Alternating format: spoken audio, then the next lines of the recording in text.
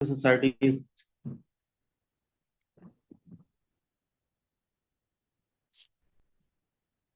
तो मेरी पोस्टिंग जो है वो बेसिकली दुनियापुर में है। और एडिशनल चार्ज भी है मेरे पास लोधना और कोटपके का, यानी पूरे डिस्ट्रिक्ट का मैं इंचार्ज हूँ इस वक्त। तो राजीव साहब ने ये मुझे मौका दिया है कि आप लोगों से डिस्कस कर सकूं कोऑपरेटिव डिपार्टमेंट के बारे में। तो हम लोग स्टार्ट करते हैं कि कोऑपरेटिव को देखते हैं कि कोऑपरेटिव क्या है। What is cooperative?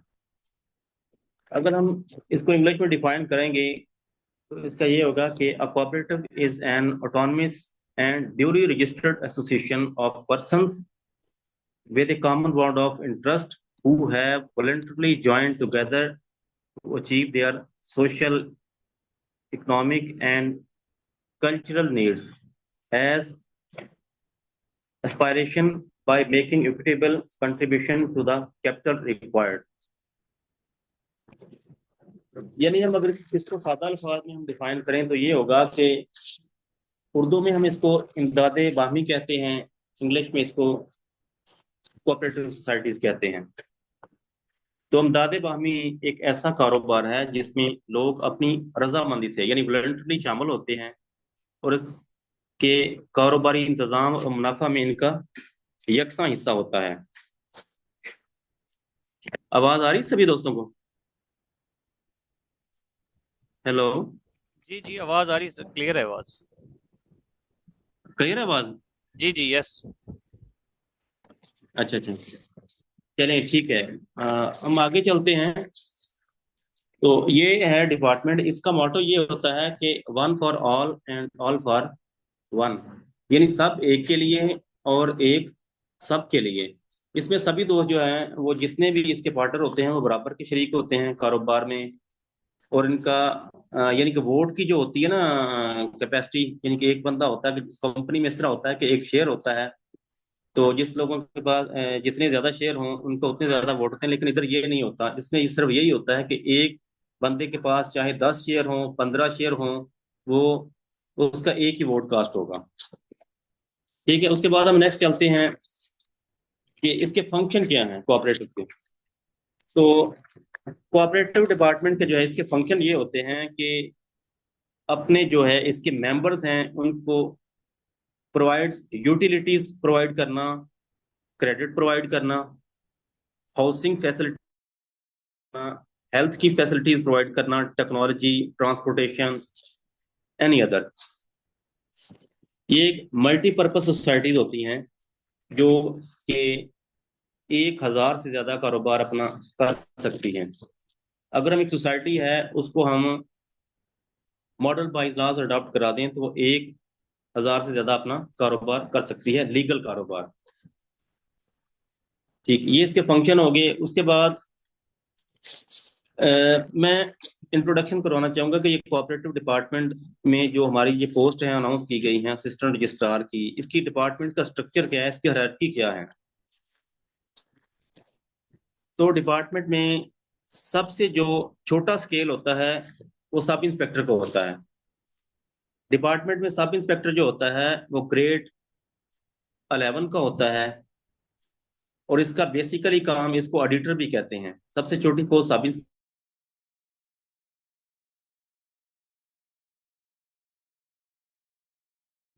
वो ऑडिट करना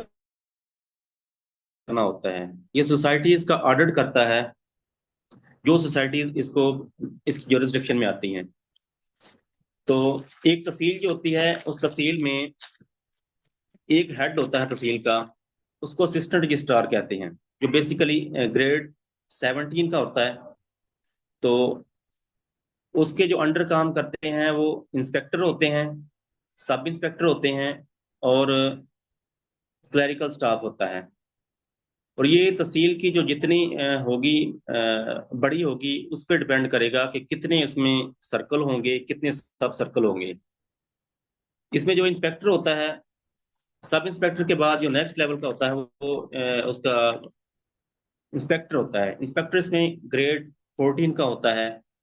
उसके एक सर्कल सर्कल पे उसकी ड्यूटी होती है।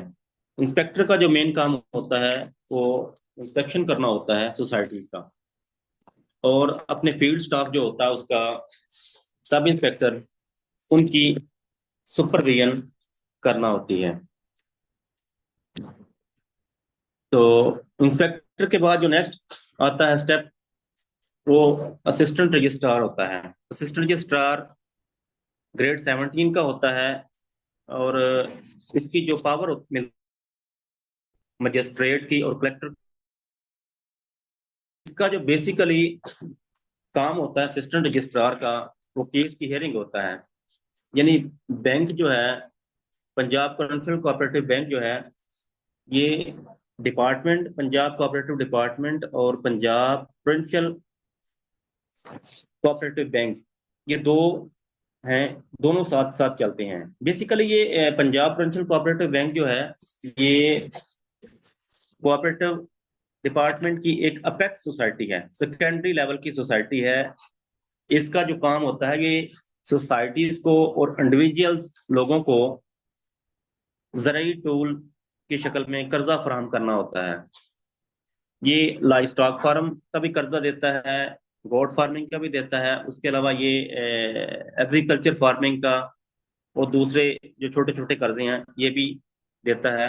ये दो शक्ल में कर्जे देता है, एक सोसाइटीज के थ्रू और दूसरा देता है डायरेक्ट यानी इंडिविजुअल लोगों को। तो इनकी जो रिकवरीज होती हैं, अगर इन रिकवरी डिफॉल्ट हो जाएं, तो ये फिर अपना केस भेजते हैं असिस्टेंट रजिस्ट्रार के पास। यानी महकमे का जो जज होता है, ये असिस्टेंट रजिस्ट्रार मजिस्ट्रेट की पावर यूज करता है और कलेक्टर की पावर यूज करता है। इसके पास केस रखते हैं, ये केस को हेयर करता है, उनकी प्रोसीडिंग करता है आगे। उसके बाद ये,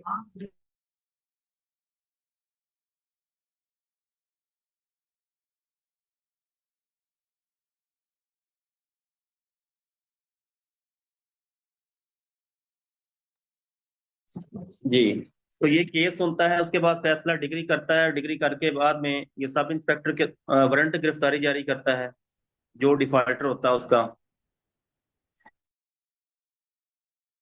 जो आ जाते हैं इंस्पेक्टर के पास या सब इंस्पेक्टर के पास, फिर उनके बाद नेक्स्ट आगे प्रोसेस होता है कि वो जो बंदा डिफॉल्टर होता है उसको अरेस्ट करते हैं, अरेस्ट करके जेल भेजते हैं। ये आगे फर्दर जो है, वो जब आप लोग डिपार्टमेंट में आएंगे या जिस तरह होगा, आप लोगों को पता चल जाएगा किस तरह होता है। तो असिस्टेंट रजिस्ट्रार बेसिकली बहुत अच्छी पोस्ट है, क्योंकि ये तहसील का हेड होता है। इसकी जो पे होती है, वो ग्रेड 17 की स्टार्ट होती है, जो दूसरे डिपार्टमेंट में होता है। इसकी तकरीबन पे जो स्टार्ट होती है 85,000 समथिंग, ये स्टार्ट हो जाती है यहाँ से। और उसके अलावा ये एक, हर तहसील में एक एग्जीक्यूशन अकाउंट होता है। तो ये एग्जीक्यूशन को जो इसकी अथॉरिटी होती है कि ये 5,000 रुपये उसमें से विड्रॉ करा सकता है।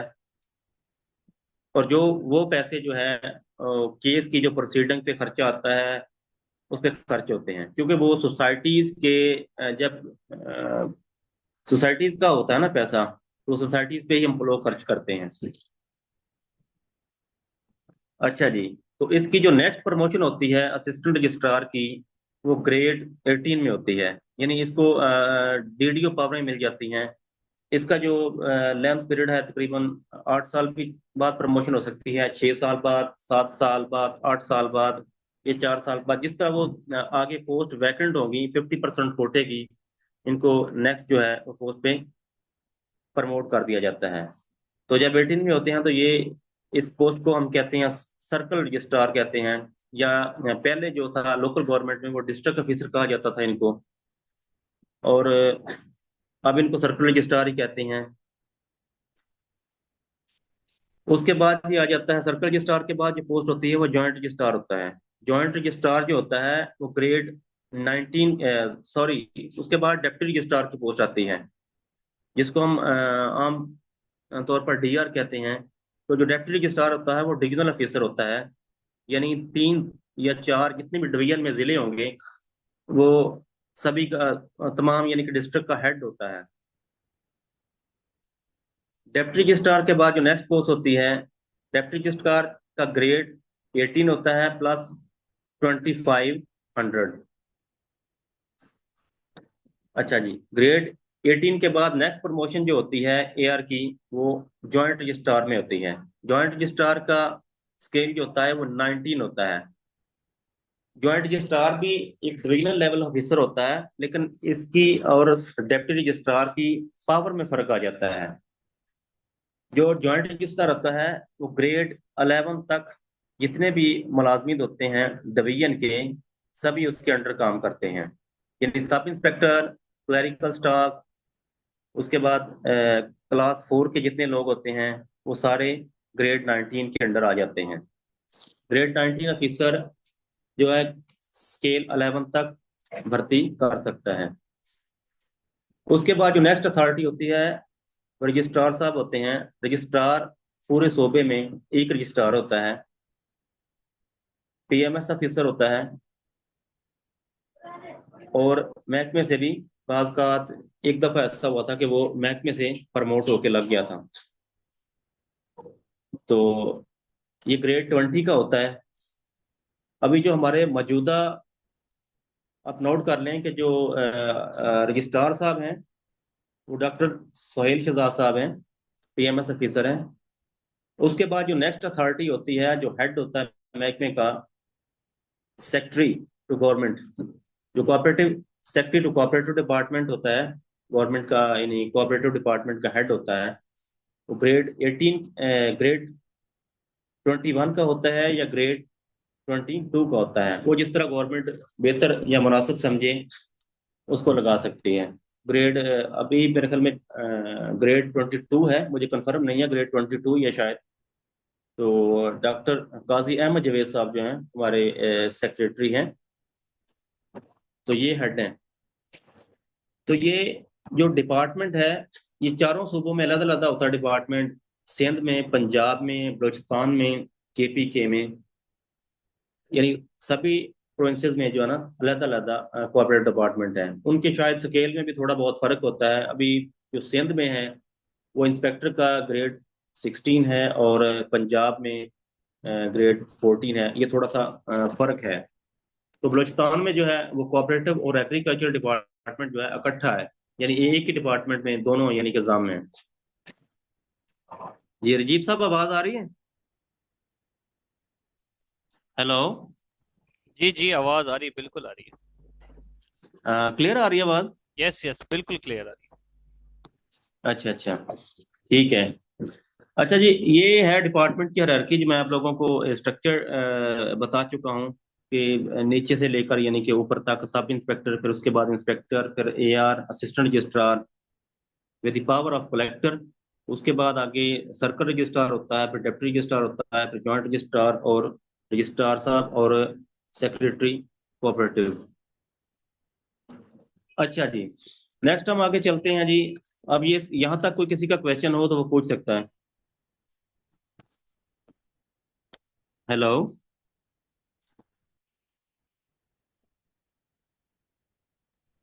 नहीं सर, मुझे हेलो? लगता है किसी का कोई क्वेश्चन नहीं है, क्योंकि आप बड़े एक एक चीज को डिटेल से बता रहे हैं।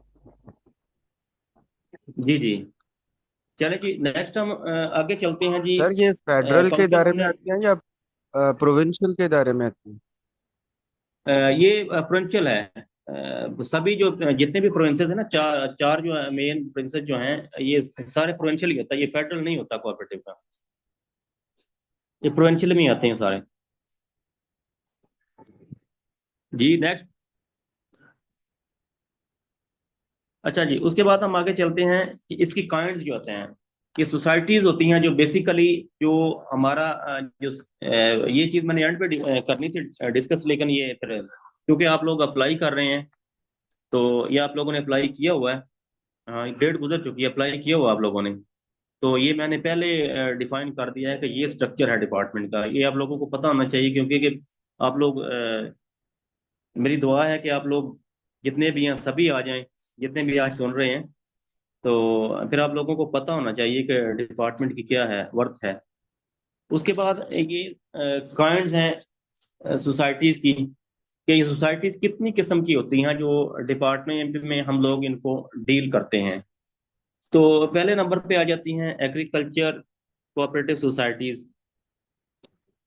तो एग्रीकल्चर की कोऑपरेटिव सोसाइटी ये होती हैं कि इसमें हम किसानों को, ये छोटे किसान जो होते हैं वो मिलकर एक सोसाइटी बनाते हैं। ठीक है। तो इनको through Punjab provincial cooperative bank जो है वो कर्जा फराहम किया जाता है इनको। ठीक है, आसान शराइत पर और कम मार्कअप पर। उसके बाद आगे है क्रेडिट एंड थ्रिफ्ट सोसाइटीज। ये भी कर्जा होता है ना। ये एग्रीकल्चर सोसाइटी जो है जरूरी नहीं है कि ये बैंक से कर्जा लें, ये अपना फंड इकट्ठा करके अपना एक कारोबार कर सकते हैं। फर्ज करें कि किसी गांव में 40 लोग हैं, वो इकट्ठे हो जाते हैं कि उनको खाद जो है वो कॉस्टली मिलती है बाजार से, तो अपना एक फंड इकट्ठा करेंगे। फंड इकट्ठा करने के बाद डायरेक्टली जो है वेयर हाउस से परचेज कर लेंगे, उनको कंट्रोल रेट पर जो है ना फर्टिलाइज जो है मिल जाएगी।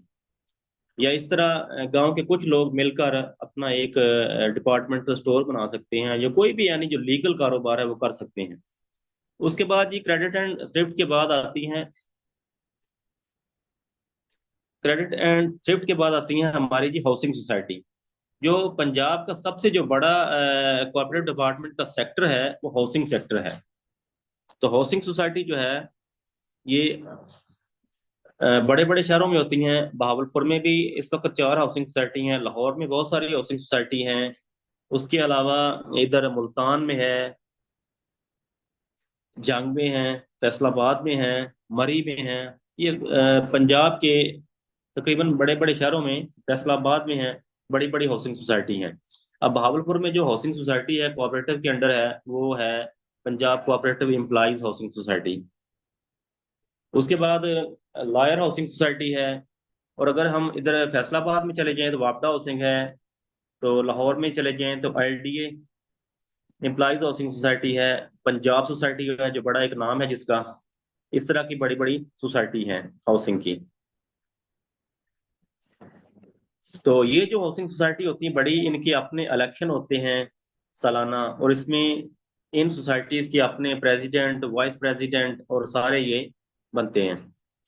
उसके बाद आ जाती हैं जी producer and marketing society. Producer society की वो होती हैं जो अपनी प्रोडक्ट तैयार करती हैं, और प्रोडक्ट तैयार करने के बाद आगे मार्केट में सेल करती हैं या अपने मेम्बरान को देती हैं। जो इनके मेम्बरान होते हैं इनको कम कीमत पर या कंट्रोल कीमत पर देती हैं ये चीजें, और जो इनके नॉन मेंबर होते हैं उनको ये दूसरे नरखों पर प्रोवाइड करते हैं चीजें।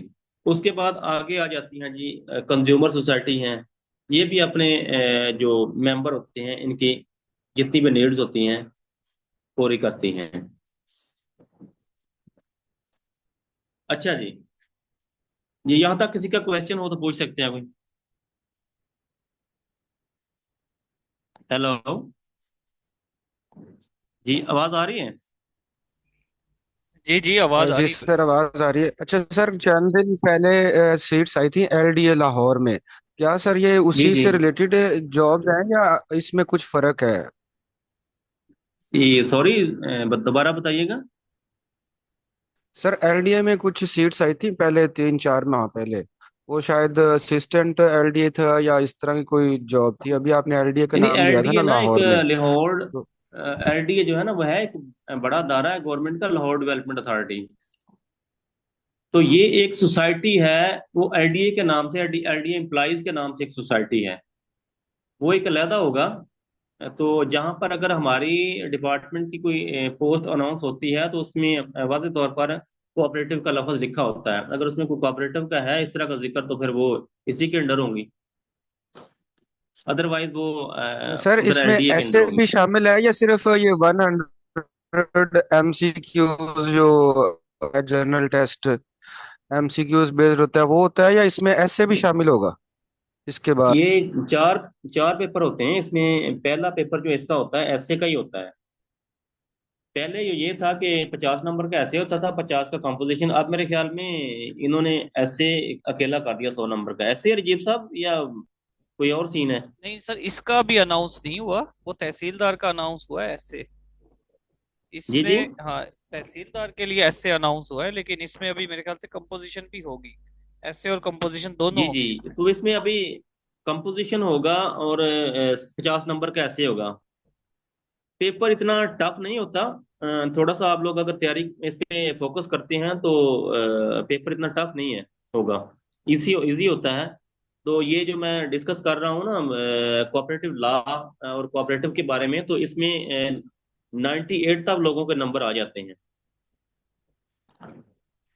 अगर इसमें आपको पेपर को सर तैयार ये जो करने का मैं तरीका भी कोऑपरेटिव बताऊंगा एक्ट कि किस। जो लॉज होते हैं, जी जी। सर ये जो कोऑपरेटिव एक्ट्स और लॉज जो आप बता रहे हैं, सर जी उनका जी। तो हमें अंदाजा नहीं है, क्योंकि वन पेपर जीके का तो हम पढ़ते रहते हैं, पेपर देते रहते हैं। तो सर वो उसकी टफनेस का लेवल क्या होगा, और कितनी बुक्स होंगी, और कितना को पढ़ना पड़ेगा? वो मैं आगे आपको डिफाइन करता हूँ, या पहले कर देता हूँ आगे, वो टॉपिक के बाद का था मैंने रखा, लेकिन अभी आपको डिफाइन कर देता हूँ कि वो क्या क्या चीजें उसमें होंगी। उसमें आप लोग तीन चीजें करेंगे। लिख लें, पहले नंबर पे है कोऑपरेटिव लॉ है। कोऑपरेटिव लॉ, कोऑपरेटिव जी सोसाइटीज सर। एक्ट, एक्ट जो है ये 1925, कोऑपरेटिव सोसाइटीज एक्ट 1925, एक ये होगा। उसके बाद आगे होगा जी रूल्स, कोऑपरेटिव सोसाइटीज रूल्स 1927, दो चीजें होंगी। तीसरे नंबर पे हमारा होगा हिस्ट्री ऑफ कोऑपरेटिव,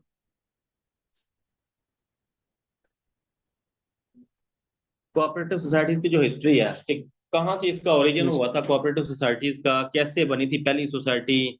उसमें बहुत सारे लोग आएंगे, तकरीबन कोई 5-6 लोग हैं जिन्होंने इस पे वर्क किया था, उनके नाम ही आगे प्रोमिनेंट हैं। फिर उसके बाद फिर ये बरसगीर में कब आया, ये महकमा पाकिस्तान में कब स्टार्ट हुआ, इसमें ये एक पूरी हिस्ट्री होती है। तकरीबन कोई 8-10 पेज की हिस्ट्री है, वो लो आप लोग तैयार कर लेंगे तो मेरे ख्याल में सफिशिएंट होगा। और इसके जो कोऑपरेटिव सोसाइटीज एक्ट है, इसके 73 सेक्शन हैं। अगर ये अच्छे तरीके से आप लोग पढ़ लेंगे तो ज्यादातर जो सेक्शंस और रूल्स है इसी में से क्वेश्चनिंग होती है। जी आवाज आ रही जी? जी जी, आपकी आवाज आ रही है सर। मैं एक क्वेश्चन एड्रेस करें काइंडली। ये पूछते हैं स्टूडेंट्स, जी बहुत सारे स्टूडेंट्स पूछते हैं कि सेक्शंस से कितने सवाल आते हैं, और जनरल क्वेश्चन कॉन्सेप्चुअल कितने क्वेश्चंस आते हैं। ये देखो ना, ये तो पेपर जो बनाने वाला उस पर डिपेंड करता है कि हो सकता है कि वो कितने क्वेश्चन इसमें से डाल दे, लेकिन जो ज्यादातर होता है वो ज्यादा एक्ट जो है ना इसका 1925 इसी से पूछता है। तकरीबन इसमें से 60% जो है, 60% इसी में से पूछता है। 50 to 60% एक्ट में से पूछा जाता है। उसके बाद आगे जो है वो हिस्ट्री और रूल से पूछता है। हिस्ट्री से कम आते हैं, तकरीबन 10 एक सवाल आते हैं, 10-12 सवाल, ज्यादा से ज्यादा 15। उसके बाद आगे जो नेक्स्ट है वो एक्ट है और रूल्स हैं, बाकी इसी में से पेपर बनता है ज्यादा। सही। अच्छा सर, आप कंटिन्यू करें, फिर बाकी इनके जनरल क्वेश्चंस को मैं एड्रेस कर दूंगा।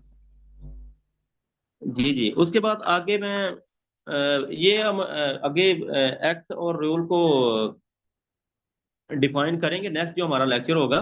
तो अभी फिलहाल मैं आप लोगों को ओवरव्यू दे रहा हूँ थोड़ा सा, कि डिपार्टमेंट पूरा समझा रहा हूँ कि क्या क्या चीजें होती हैं इसमें डिपार्टमेंट में। वो थोड़ी सी बाद में चीजें नहीं होंगी डिस्कस, इसी में डिस्कस करनी पड़ेंगी। अच्छा, उसके बाद जी हमारा है कि मैनेजिंग सोसाइटी, सोसाइटी किस तरह रजिस्टर्ड होती है जी।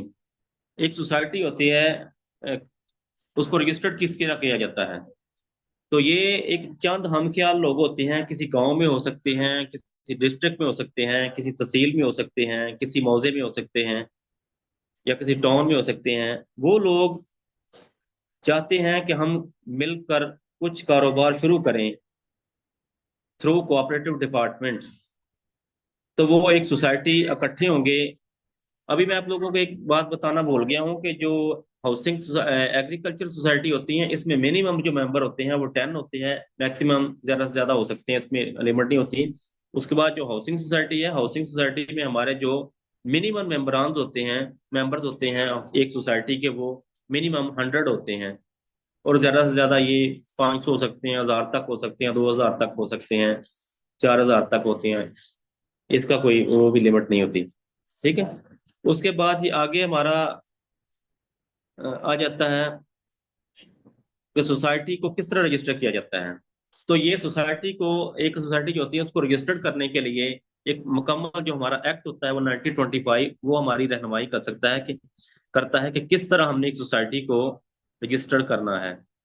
तो सोसाइटी को रजिस्टर करने के लिए सबसे पहले जो लोग होते हैं, हम क्या लोग होते हैं, उनको हम प्रमोटर कहते हैं। ये आप लोगों ने शायद किसी ने कॉमर्स पढ़ी हो तो उनको पता होता होगा कि किस तरह प्रमोटर्स किनको कहते हैं। प्रमोटर वो लोग होते हैं जो बेसिकली काम करते हैं किसी सोसाइटी को, किसी बिजनेस को, किसी कंपनीज को रजिस्टर्ड कराने के लिए जो बेसिक काम करते हैं उनको प्रमोटर कहते हैं। तो ये प्रमोटर हैं, एक एप्लीकेशन तैयार करते हैं कि जो हमने एक सोसाइटी है, फर्ज करें एक सोसाइटी है जी, मैं कहता हूँ कि ये सोसाइटी का कोई नाम रख लें कि चक नंबर 225 गाफ पे या 358 WB, ये सोसाइटी है, हम इसको रजिस्टर करना चाहते हैं। तो ये एक एप्लीकेशन तैयार करेंगे। ये एप्लीकेशन रजिस्ट्रार साहब को देंगे। रजिस्ट्रार साहब जो होता है वो इसकी सोसाइटीज के जो शेयर्स होते हैं उसके लिहाज से पावर होती हैं। असिस्टेंट रजिस्ट्रार की अगर पावर है तो असिस्टेंट रजिस्ट्रार उसको रजिस्टर्ड करेगा। उसके बाद नेक्स्ट सर्कल रजिस्ट्रार की हैं तो वो करेगा। ये आगे सोसाइटी के शेयर पे डिपेंड करता है कि AR के कितने यानी कि पावर में आती है, CR की आती है या DR की, ये किसकी पावर में आती है। तो वो जो जिसकी पावर में होगी वो रजिस्ट्रार जो है ना वो रजिस्टर करेगा इसको। तो ये जो रजिस्ट्रेशन होती है इसकी सेक्शन 9 के तहत आप लोग एप्लीकेशन देते हैं इसमें, जो सोसाइटी के मेंबर होते हैं, और सेक्शन 10 के तहत जो है रजिस्ट्रार जो है वो इसको रजिस्टर कर लेता है, और सेक्शन 11 के तहत रजिस्ट्रेशन सर्टिफिकेट जारी करता है इसके रजिस्ट्रेशन का। तो ये आप लोग अगर एक्ट पढ़ेंगे तो आपको पता चल जाएगा मुकम्मल तौर पर कि सेक्शन 1 से लेकर सेक्शन 73 तक की कौन कौन सी चीजें, ये मुकम्मल सोसाइटीज के बारे में बयान करता है और पावर्स के बारे में जितनी होती हैं, AR की, CR की, और जितनी पावर के बारे में। अच्छा जी, उस लोग उसके बाद आगे आ जाएगा कि इनको सुपरवाइज कौन करता है। तो ये चीज मैं पहले डिफाइन कर चुका हूँ कि ये जो सोसाइटी होती हैं इनको सुपरवाइज करता है सब इंस्पेक्टर से लेकर सेक्रेटरी लेवल तक जो है ना, ये लोग ऑफिसर्स होते हैं महकमे के, ये सुपरवाइज करते हैं इनको। अच्छा जी, ये हो गया। उसके बाद आ गया कि सोसाइटीज जो है इसकी मैनेजमेंट किस तरह होती है। ये सभी लोग सुन रहे हैं? हेलो? जी जी, जी आपकी आवाज सर, ठीक यस है। सर, सुन आवाज आ रहे रही हैं। जी है। सर। जी जी, उसके बाद आगे आ जाता है जी इसकी सोसाइटीज की मैनेजमेंट किस तरह होती है। जो भी सोसाइटी होगी, चाहे वो एग्रीकल्चर है, प्रोड्यूसर है, क्रेडिट एंड थ्रिफ्ट सोसाइटी है या हाउसिंग है, उसकी एक मैनेजमेंट कमेटी बनती है। जितने भी जनरल मेंबर्स होते हैं उसमें से 6 लोग चुने जाते हैं मैनेजिंग कमेटी के लिए। सबसे पहले जो होता है वो प्रेसिडेंट होता है, सदर। उसके बाद वाइस प्रेसिडेंट होता है। तीसरा ओहदा जो होता है वो ट्रेजरर का होता है, यानी खजांची का। बाकी अ, चौथा और पांचवा, 2 लोग जनरल जो है मेंबर इंतजामिया होते हैं, इंतजामिया कमेटी के मेंबर होते हैं, और पांचवा एक इसका मैनेजिंग कमेटी का सेक्रेटरी होता है, जो सभी को जितनी भी इसकी लिखाई पढ़ाई यानी कि राइटिंग का काम होता है वो सेक्रेटरी की जिम्मेदारी होती है, वो सेक्रेटरी करता है। आगे ये सोसाइटी, एक सोसाइटी जो होती है उसकी बुक्स होती हैं, तकरीबन कोई 12 के करीब बुक्स होती हैं। ये जितनी भी बुक्स होती हैं इन सबको मेंटेन करता है इसका सोसाइटी का सेक्रेटरी जो है मेंटेन करता है। इसमें कुछ जो चंद हैं मेन एक बुक्स हैं वो कार्रवाई कार्रवाई कमेटी होती है। उसके बाद ये रजिस्टर मेंबरान होता है, रजिस्टर हद करता होता है, रजिस्टर तमसक होता है, रजिस्टर रोकड़, रजिस्टर खाता बही, पासबुक, इस तरह की ये सोसाइटीज की बुक्स होती हैं जिनको ये सेक्रेटरी मेंटेन करता है। अच्छा सर, 1 मिनट रुकिएगा। जी, हाँ, 1 मिनट रुकिएगा, टाइम एंड होने वाला है। लिंक से दोबारा ज्वाइन कर आवाज नहीं लीजिएगा। आ रही जी। मैंने कहा इसमें जूम मीटिंग एंड होने वाली है, तो दोबारा सेम लिंक से ज्वाइन कीजिएगा बाकी तमाम स्टूडेंट्स भी। दोबारा ज्वाइन करना है? जी जी, मीटिंग एंड चले, होने वाली ठीक है। हो गया।